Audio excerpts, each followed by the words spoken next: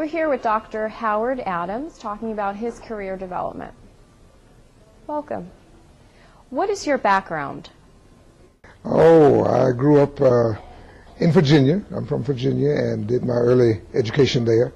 Got my bachelor's degree from Norfolk State University, Historical Black College in biology, and a master's degree in biology from Virginia State, and then went on to Syracuse to get a PhD.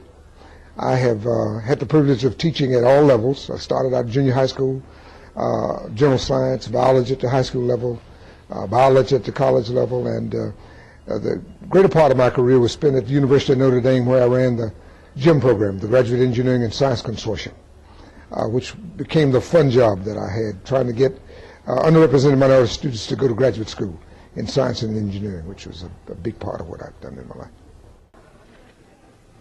Describe your current position and your company.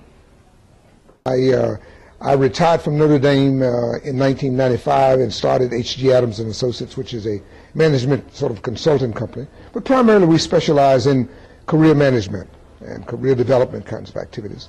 I cut across really three areas. I run the career corner for the Federation of Experimental Biology, which gives me the privilege of going talking to students at national conferences, which is what I'm doing here at SOCNAS. The second thing that I have a great interest in graduate education, so I still spend a lot of time working with institutions and students and labs about how to increase the underrepresentation of minorities address the underrepresentation of underrepresented minorities in graduate programs. And then finally, I work with organizations that are interested in mentoring programs. We help them set up mentoring programs, run mentoring programs. We teach people how to use mentoring. And so that's what I'm doing now, which is the second part of a career, if you will. What are your current hobbies and interests? Oh, my hobby, the best hobby in the world is to mentor young people. I've got just any number of young people scattered all over the United States and in Puerto Rico that I mentor at all stages, from junior faculty all the way back down to undergraduate students. One of my proud things that I can tell you is that the new chief executive officer at Xerox, Ursula Burns, is my mentee. I've known her since she was a sophomore in undergrad. And I'm part of the reason that she went to graduate school. So that's been that's the big hobby that I have, if you talk about hobby. Outside activities is I fish. I spend a lot of time fishing, and I still enjoy doing it. It's a good sort of get away from everything. But it takes me around the country to deal with different kinds of people who also do that. So that's a part of what I do. What is the best advice you can give an aspiring scientist? Be different, and don't be afraid to be different. Have the courage to sort of go your own way. People are going to say you're crazy to be spending the kind of time that one has to put into science, to have to go to the lab, to have to do recitations, to have to go to the blackboard and chalk. Other people won't be doing that, so you have to be different. You have to have the courage to be different. That's the very first thing.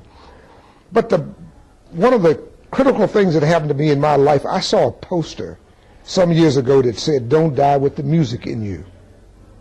Don't die with the music in you." And all of us have music. And so for a science major, that's your music. To be able to take a problem and set up some kind of scenario that would allow you to answer a question about a problem is fantastic. And so we ought to go on and dream that and let that music come out in the way of discovering something, adding knowledge to something, addressing a unique problem in the sciences or in medicine. That's just fantastic. And so the writing that I've been able to do later on in my life came about because that was my music. I had all this stuff floating around in my head that had never been written down, and I decided that was my music. Let me go write it. So that's what I've been spending my lifetime doing. What impact do you see making in the future? Well, just meeting a student. I've got a junior high schooler here this year, and I've got a junior in high school here this year that I'm walking around introducing to people, telling them how to navigate the system. And so working with young people, helping them navigate the system towards success.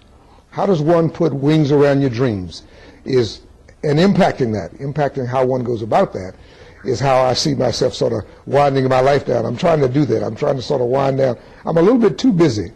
So I want to figure out how to wind down a little bit. And as I wind down, I still want to be spending time with young people, helping them discover their dreams and then putting wings around them.